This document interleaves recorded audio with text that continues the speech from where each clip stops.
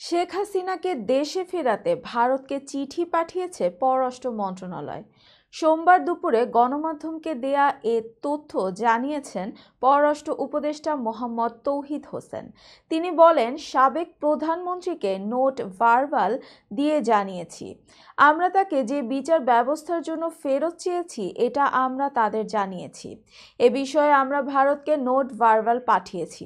এর আগে সকালে পিলখানায় বিজিবি দিবস উপলক্ষে পদক দেয়া অনুষ্ঠানে স্বরাষ্ট্র উপদেষ্টা মোহাম্মদ জাহাঙ্গীর আলম চৌধুরী জানিয়েছিলেন, শেখ হাসিনাকে ফেরাতে ভারতের সঙ্গে যোগাযোগের জন্য প্রয়োজনীয় উদ্যোগ নিতে পররাষ্ট্র মন্ত্রণালয়কে চিঠি দেয়া হয়েছে।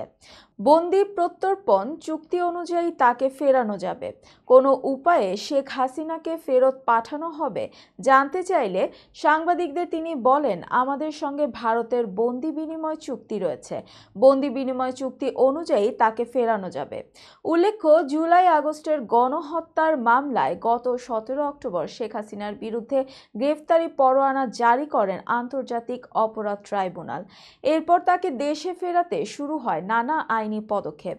গত 13 নভেম্বর শেখ হাসিনাকে গ্রেফতারে ইন্টারপোলের রেড নোটিশ জারির বিষয়ে পদক্ষেপ নিতে পুলিশ মহাপরিদর্শকের কাছে আবেদন করে প্রসিকিউশন।